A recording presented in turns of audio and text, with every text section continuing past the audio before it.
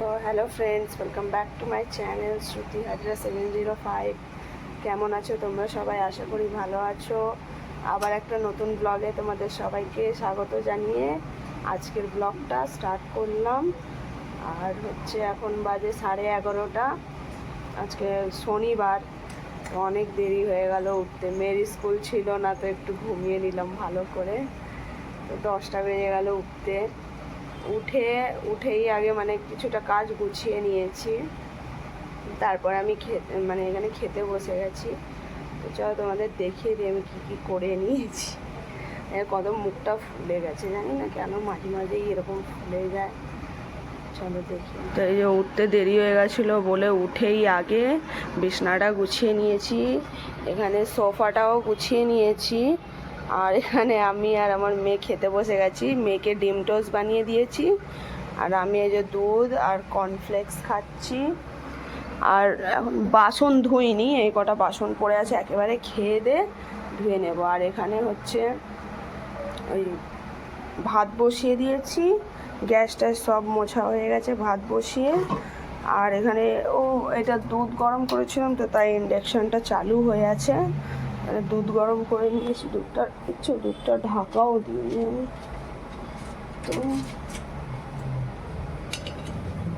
তো এই যে দুধ এখানে গরম করে রেখেছিলাম, আর এখন তো খেতে বসে গেছে। খেয়ে নিই, তারপরে আসছি।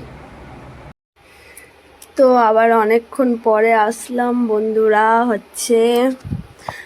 দুপুরের পরে আর ব্লগ করিনি, মনে হয় টাইম হয়নি, তার জন্য সেরকম আর ব্লগ করতে পারিনি। আর এখন হয়ে গেছে রাত্রিরে রান্না চলছে। তো প্রথমে ভেবেছিলাম না ডিম বানাবো, ওই যে ডিম টমেটো দিয়ে বললাম প্রায় আমার ঘরে খায় সবাই। তো ভেবেছিলাম বানাবো, কিন্তু দেখলাম দোকানে গিয়ে টমেটোই পাওয়া যাচ্ছে না। টমেটোর এত দাম বেড়ে গেছে বলে, 100 টাকা কিলো হয়ে গেছিলো বলে টমেটো পাওয়া যায়নি। তো পেলাম না, তো তারপরে ভেন্ডি নিয়ে চলে আসলাম। তো এখানে সর্ষের মশলা দিয়ে ভেন্ডি করব, ভেন্ডির তরকারি করব। তো ওই করবো। আর কি বলে, সবাই খেতে তো চায় না, কিন্তু খেতে তো হবে। ডিম সবসময় তো একটা খাওয়া ভালো না। এত গরমে আমার ঘরে কি বলো তো, ডিম ছাড়া চলে না। কিন্তু এত গরমে কি ডিমটা খাওয়া ভালো? তারপরে ওই যে এখানে ভিন্ডিটা একটু কষাচ্ছি মশলা দিয়ে। বেশিক্ষণ কষাবো না, কারণ সর্ষের মশলা তো তেতো হয়ে যাবে আবার। তো এই যে বেশিক্ষণ কষাবো না, জল ঢেলে দেবো। আর এখানে নিয়েছি আটা।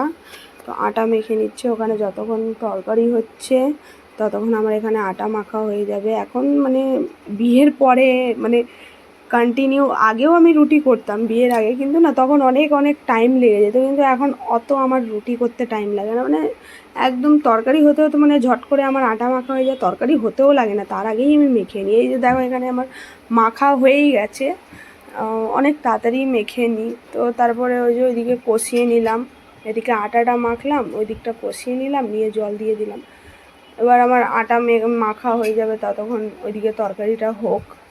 আটা মেখে নিয়ে তার রুটি করতে হবে। তো আমার যে আটা মেখে লেচি কেটে নেবো। আমি লেচি কেটে রাখলে না আমি ঠিক বুঝতে পারি হিসাবটা, যে কীরকম কতটা রুটি হচ্ছে বা কিছু বি। তো চলো যাই হোক, রান্নাটা তো হয়ে গেল, রান্নাও করে নিলাম। নিয়ে এবার এখানে না কাজ পড়ে আছে অনেকটা, ঘর ফর পুরো নোংরা হয়ে আছে। তো ভাবলাম যে মাঝে মাঝে আমার কী বলতো, মুডের ওপর। আমার যদি মুড ভালো থাকে না, আমি সকালের কাজ আমি রাত্রিরেই গুছিয়ে রেখে দেবো, এত পরিষ্কার করে রেখে দেবো। আর যেদিন মন থাকবে না, তো হবে না, তো হবেই না কাজ। তো এখানে ইচ্ছে হচ্ছিলো, রান্নাবান্না হয়ে গেল, তারপরে ইচ্ছে করলো চলো পুরো ঘরটাই পরিষ্কার করে দিই। এখানে সোফা ঝাড় দিয়ে দিলাম, বিছনা এখন আমার বিছনা আর নোংরা হয় না, জানো তো। বিছনাটা নোংরা হয় না, তার কারণ এখন এই সোফা আসার পর থেকে আমার মেয়ে ওই যে সোফার ওপরই খেলাধুলা করে।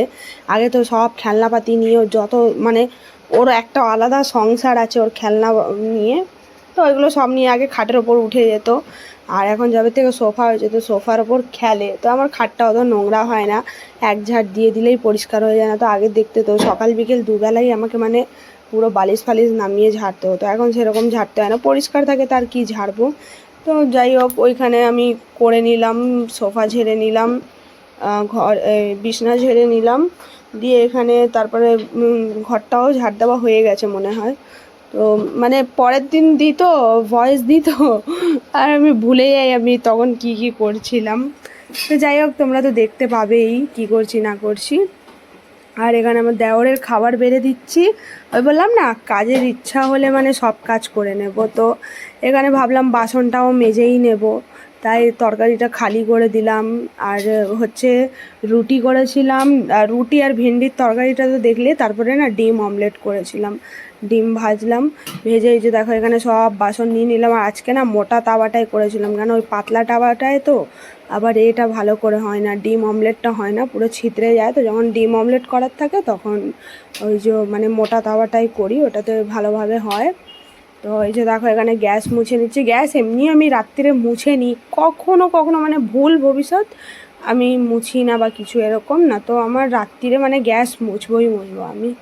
তো এখানে ওই কটা বাসন আছে মেজে নেব। মানে ধরো টোটাল সকালের যা কাজ থাকে আমি রাত্রিরেই গুছিয়ে নিয়েছি। সকালবেলা উঠে শুধু ঘর মুছে ব্যাস চান, এইটুখানি কাজ আমি ছেড়ে দিয়েছি। তো কী বলে, তাও তো দেখবে সকালবেলা উঠলে তো বাসি কাজের তো কমই থাকে না, বাসি কাজ বেরিয়েই যায়।